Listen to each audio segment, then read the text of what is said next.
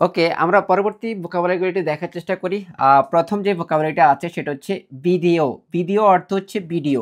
এটা কাতাকানা দিয়ে, that means মানে বিদেশি শব্দ। আমরা জানি বিদেশি শব্দগুলো কি দিয়ে ব্যবহার করা হয়? কাতাকানা দিয়ে ব্যবহার করা হয়, ঠিক আছে? এরপর হচ্ছে এইগা। এইগা অর্থ হচ্ছে মুভি বা ছবি।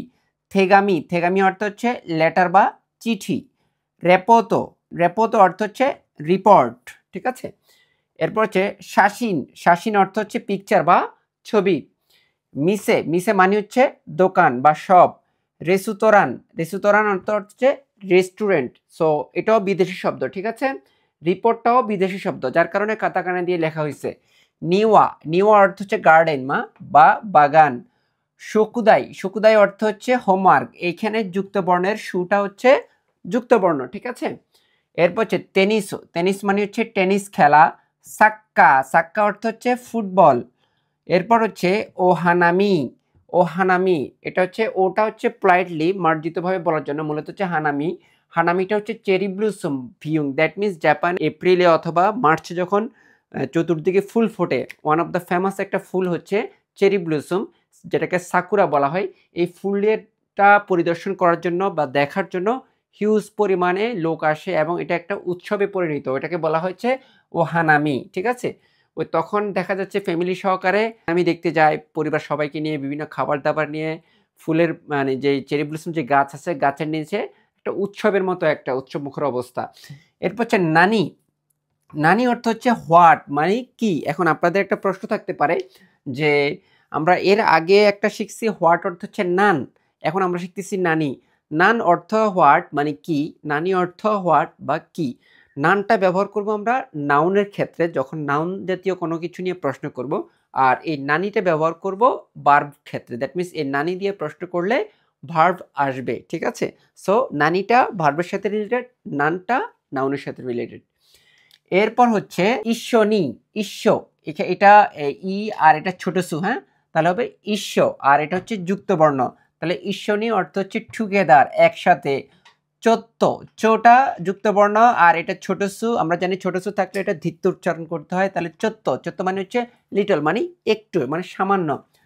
এরপর হচ্ছে ইৎসুমো। ইৎসুমো মানে হচ্ছে অলওয়েজ, যেটা আমরা একটা এর আগে লেসন শিখছি। ইৎসু মানে হয়েন, এটার সাথে মো পার্টিকেল যখন অ্যাড হবে তখন কি হবে, এটা একটা অ্যাপ্রোপ্রিয়েট অর্থে রূপান্তরিত হয়ে যাবে। তার মানে ইৎসুমো মানে হচ্ছে অলওয়েজ, এটা এক ধরনের একটা অ্যাডভার্ব হিসেবে কাজ করবে। আমরা বলি না সবসময় নামাজ পড়ি, সবসময় পড়াশোনা করি, ঠিক আছে? সো আপনি যখন সেন্টেন্সের মধ্যে ইৎসুমো কথাটা ব্যবহার করবেন তখন সেন্টেন্স বেশি মার্জিত বা সুন্দর দেখায়। এরপর হচ্ছে তকিদকি। তকিদকি মানে হচ্ছে সামটাইমস, ঠিক আছে, মানে মাঝে মাঝে।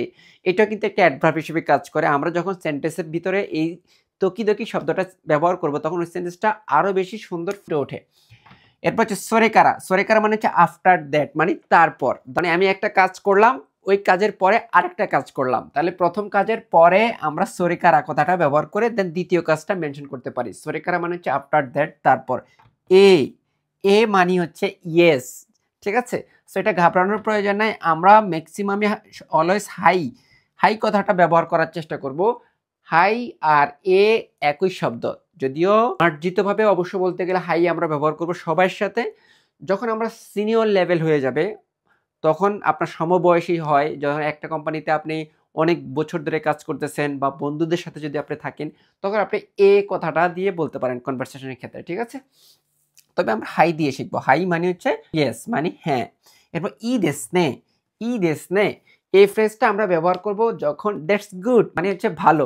সো এটা আমরা কখন ইউজ করব? সাধারণত কোনো ভালো বা প্রশংসামূলক কোনো কিছু ওই ব্যক্তি যদি করে তখন তাকে সম্বোধন করার জন্য আমরা এই ফ্রেজটা ব্যবহার করতে পারি, ঠিক আছে? ই দেশনে। এরপর হচ্ছে অকারি মাস্তা। অকারি মাস্তা অর্থ চাইছি বা আন্ডারস্ট্যান্ড, মানে বুঝতে পেরেছি, ঠিক আছে? অকারি মাস অর্থ হচ্ছে বুঝা, আর ওকারি মাসতা এটা পাস্টে নিয়ে আসছে, মানে আন্ডারস্ট্যান্ড, বুঝতে পেরেছি। সো আপনি যখন আপনাকে যখন জিজ্ঞেস করবে বুঝতে পেরেছেন কি ওকারি মাসতা কা, তখন আপনি বলবেন হাই ওকারি মাসতা, আই আন্ডারস্ট্যান্ড। ওকে। সো এরপরে আরও এখানে আমার বোর্ডে জায়গা ছিল না, যার কারণে আমি এইখানে উপরে লিখে দিয়েছি নান্দেস্কা। নান্দেস্কা মানে হচ্ছে কি, ঠিক আছে?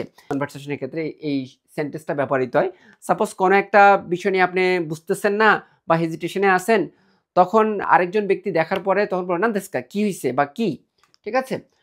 এরপর হচ্ছে যা, যা মানে হচ্ছে তাহলে, আর মাতা মানে হচ্ছে আবার, মানে সি ইউ, যা মাতা তাহলে আবার। এখন কবে দেখা হবে, আসতা হইতে পারে, আসাত্তা হইতে পারে, তখন আপনি ওইটা মেনশন করে দিবেন যে যা মাতানে, যা মাতানে, যা মাতা আসতানে, এই ধরনের কথা আমরা বলতে পারি যে সি ইউ টুমোরো। ঠিক আছে, ওকে। এই ছিল আমার লেসন 6 এর ভোকাবুলারি। আশা করি ইনশাআল্লাহ আপনারা বুঝতে পেরেছেন। যদি কোনো প্রবলেম থাকে আমাকে কমেন্ট বক্সে জানাবেন। এই ধরনের ল্যাঙ্গুয়েজ রিলেটেড ভিডিও পেতে চাইলে আমার ইউটিউব চ্যানেল শরীফ সৈকত এবং আমার ফেসবুক পেজ জাপান ক্যাপচারকে ফলো দিয়ে পাশে থাকবেন। Thank you so much. আসসালামু আলাইকুম।